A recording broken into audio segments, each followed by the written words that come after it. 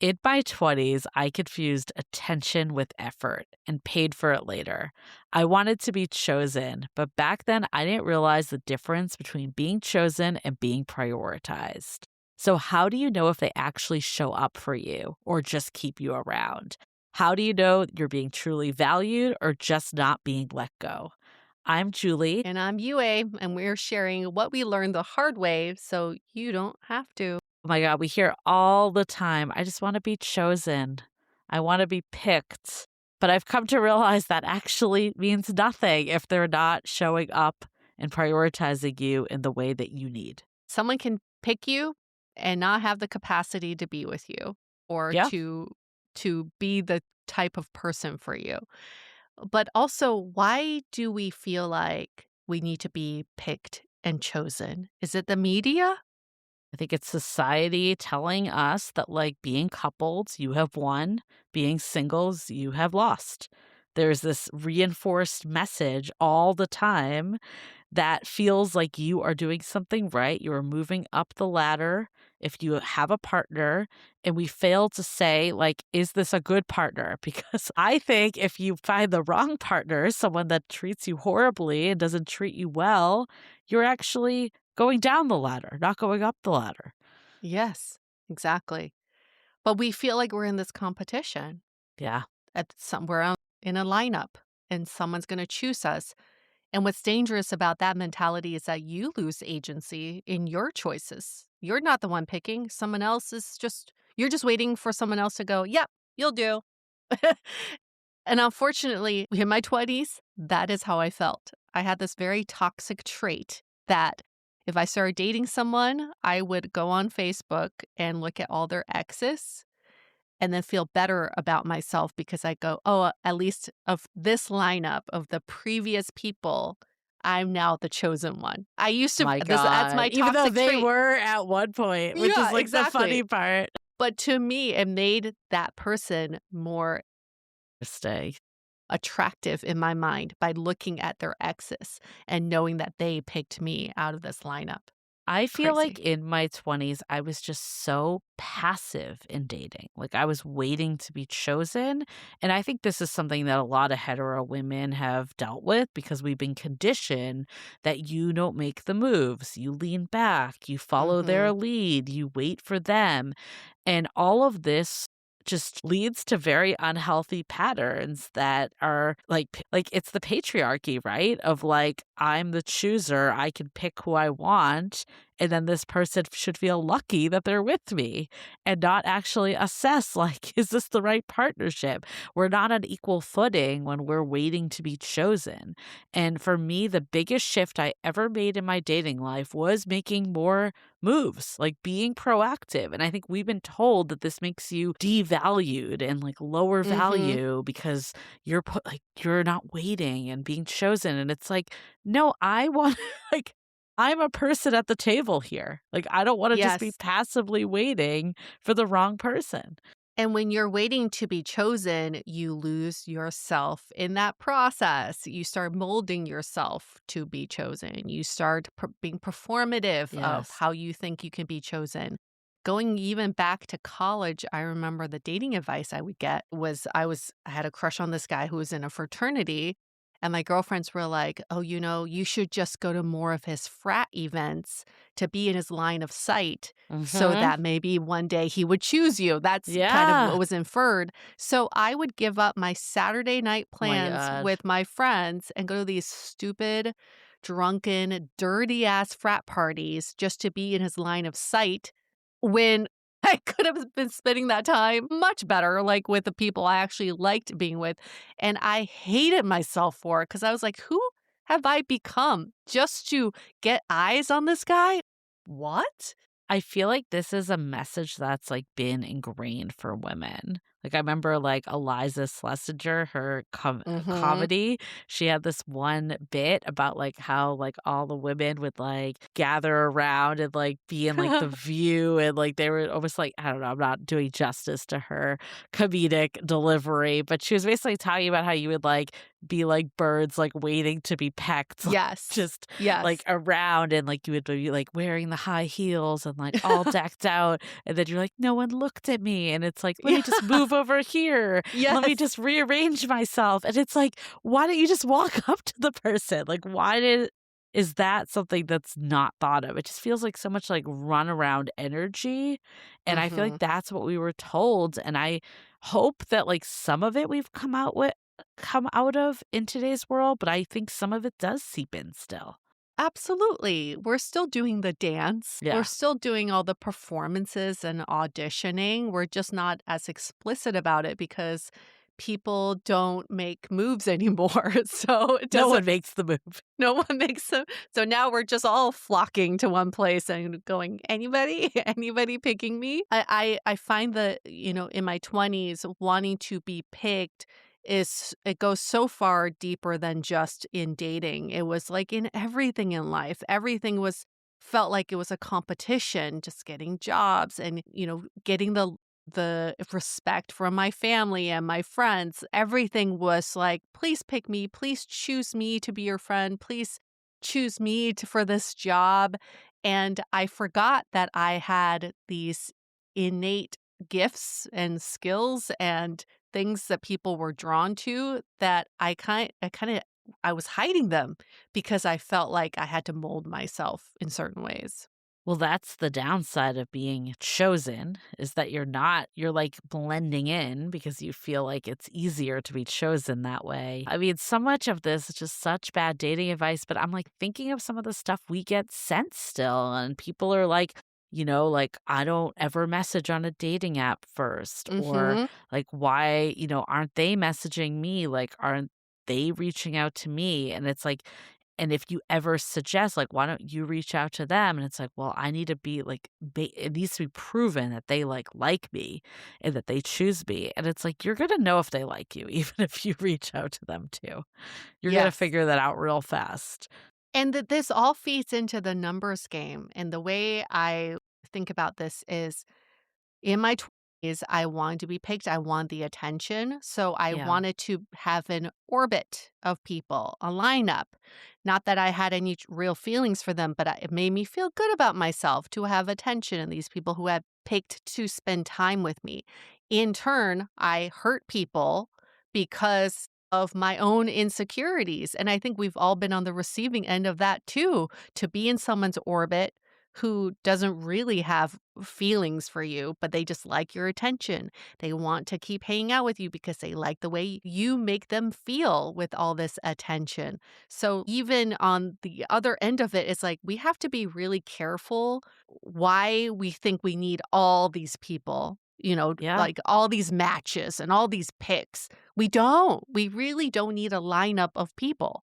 And to get to, like, the larger piece that we're talking about of attention versus being valued, being chosen versus being valued. I think the attention, like, it's easy to give people attention in today's world.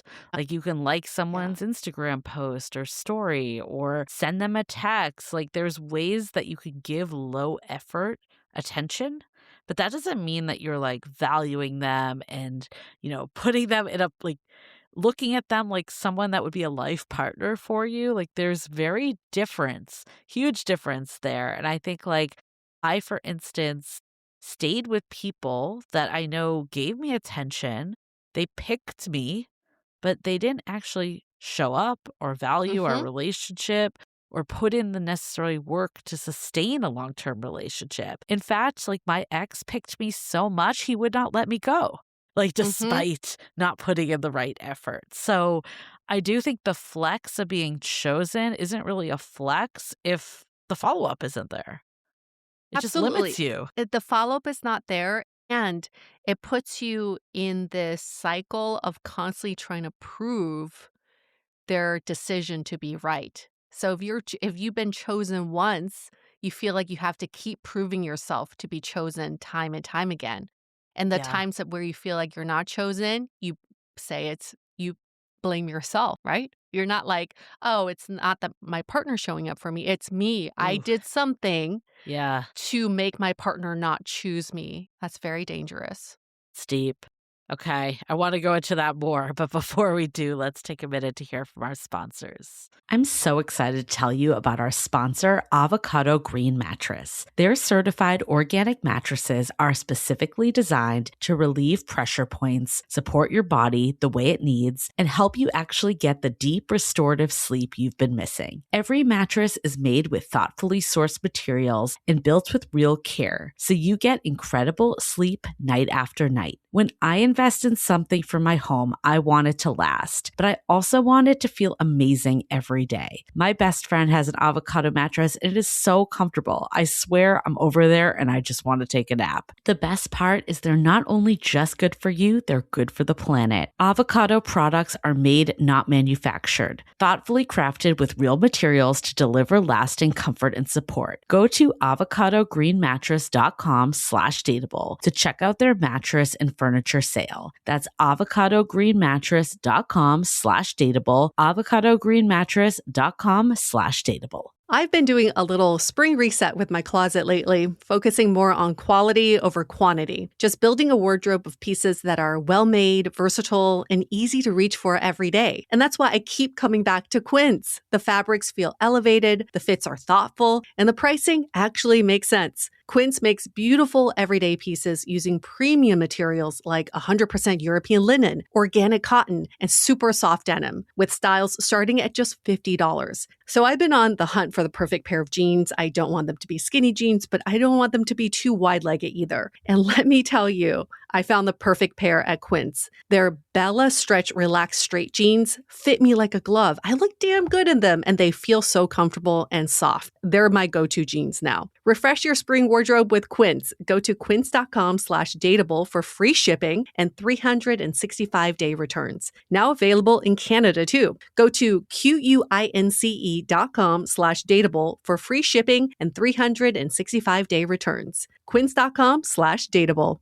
We talk a lot on Dateable about being present in dating, but let's be real. That's hard when your phone is basically a third wheel. Enter Brick. Brick is a simple device that helps you put your phone down when you actually want to be in the moment. You just pair your phone to Brick and it locks you out of distracting apps, and suddenly you're not doom scrolling while your date is telling a story about their childhood dog. Whether you're on a first date, having a real conversation, or just trying to stop checking your phone every 30 seconds, Brick creates boundaries with your tech without asking you to delete everything or go full digital detox. Dating is about connection, not notifications. So if you want to be more present and honestly more attractive, check out Brick. Go to getbrick.app/dateable to get 10% off. That's getbrick.app/dateable to get 10% off. Ooh, the getting chosen once and not repeatedly. And I think this is what gets people hooked, right? In Mm-hmm. bad situations, especially if you had that great date or someone tells you something, they tell you they really like you or they really even love you, but they don't Mm-hmm. follow through on like really like doing the work that's necessary to have a long-term relationship. It does feel like something's being taken away from you and it makes you want to try harder. Yeah. Yeah. And it makes you feel like you're always at a deficit in that Yeah. relationship. You're always the one earning the affection and the love of the other person because the other person is the chooser. Have you had a situation that you can look back on? Because I definitely can think of a few now. No, go for it. Yes, share yours. I mean, I just think like like all my relationships in my 20s and 30s. I don't even know if there's like one instance, like all of them. 'Cause I think I like took things like I valued the labels so much. Like when Mhm. my ex was like, "You're my girlfriend," to me that was like, "It's over. Yes. I Yeah. won. I was Yes. chosen." And it's like, "Oh no, this is just the start." And I think that realization, it was very hard to grapple with that, like, even though this person was saying these things and saying they wanted to build something, but they weren't, like, doing the steps to do it, it was, like, Mhm. very hard to rectify it, and that's why I think I stayed for as long as I did, giving hope to that situation, because I hadn't had someone tell me those things as explicitly, even though Mhm. now, looking back, I could have been like, "But the follow through wasn't there." I didn't feel valued in this relationship. I felt like I was there to cater to this person, but I didn't think Mhm. about any of that back then. No, not at all. I had a real talent for finding people who were not ready for relationships, but chose me to be Yeah, their victims. same. To put it lightly. I mean, it was like, the guy that had just gotten divorced and wasn't ready for a relationship, but was like, "Hey, you're the first girl I've dated in 7 years." And then all I heard was, "I picked you in my Yeah, 7 years of not dating because I was married. You're the first one I'm picking to date." No, he was just like, "Yeah, I'm not gonna date you, actually." Same with my ex, right? The one that was so traumatized from his divorce, and he's like, "I don't know if I'll ever fall in love again." But you, I pick you. I'm falling in love with you. You're the one. Never did I think back to him saying, "I don't think I could commit to someone ever again," and he was right. right about that. Actually thinking about, like, an early dating experience too that wasn't even a relationship, and it was this guy that we had on the podcast. Do you remember this? I was his first date in 12 Yeah. years. Your thing Yes. made me think of this, and we had it. You could go through the archives. This was a good one. This was, like, one of those dating experiments, and this guy was, like, so clearly not over his ex. Like, Mm. remember when you were interviewing for him about our date? Like, he kept bringing it back to his ex even, and you were like, "Yeah, this guy is very caught into it." And, I mean, I went on this, like, killer date with him because he had tickets that he bought for his ex, and he needed someone to fill those seats. Right, shit. And I'm like, "Oh, this is a really great date, but I feel weird." Like, I feel like I'm just a seat filler, you know? And I I feel like okay, I mean, clearly hit this guy. He was a very nice guy. I hit him at, like, a time of his life that he was just getting separated. It came as a shock. I think he had a void that he was trying to fill. So, when we first started dating, we went on, like, 3 dates. But anyways, like, in this time period, he was texting all the time. All the Mhm. time. And it was the first time that I felt like someone was texting me not because they were genuinely interested in getting to know me, but because they were used to texting someone all the Filling a time. void, yes. And I feel like this was a perfect example of I was being quote unquote like picked and chosen, Mhm. but it wasn't because of who I was and me. It was like a filler person, Mhm. Yes, seat filler, that's a great dating app seat idea for filler. yeah, right? For anybody who, like, has concert tickets or a reservation, and then they go through a breakup and they're like, "I just It's need not a a date," terrible idea. or like a plus one to a wedding and then, like, Yeah. they've already You go to paid for cool the shit. table. Yeah. You can go to cool shit, yeah, and you just have to be a fun date. It That I would felt totally do so that. awkward though, because we, like, ran into his coworkers. I think he knew that or, like, old coworkers. He knew they were going, and they were all like, "Who's this?" And I'm like, Who's "Okay, I'm not" you know why I'm here. who is this? Well, that's This is better not your than wife. Yeah. the time my, ex was introducing me to some friends, and they thought I was his ex-wife. They didn't even know the difference. Oh They're my like, "How's god. married life?" He's like, just go with it." Like, "Okay, just going with it. Guess we all look the same." No, just Yeah. kidding.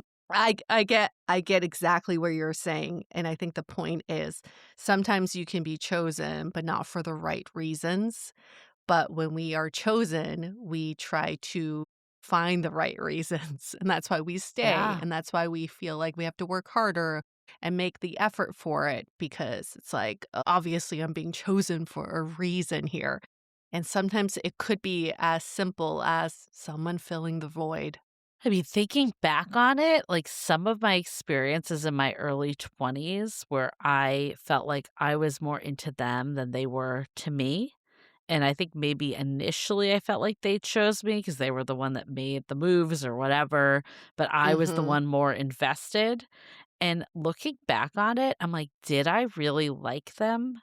Or did I Mm. like the idea of them and the idea that it meant that I was gonna be in a relationship and that I'd be like my friends and I would, Mhm. be on the same I wouldn't be behind, I'd be on the same, like, playing field, I wouldn't be, like, the only one at a wedding without a plus one, like, what it could give me, like, how much of it was, like, the person See. versus what you get from it, so, like, was I also doing this? Like, was it a Yes. cycle of people, choosing? But I guess I don't know, it's getting meta. When you think about it, like, there's always, like, a part of us that is self-serving, even if, like, Yeah. you're choosing because you, like, genuinely love the person or care for them, there's always a part of, like, "Now this is happening for me." Right, absolutely. Because why else would we get into these relationships if we don't benefit from them? There's has to be some self-serving reason.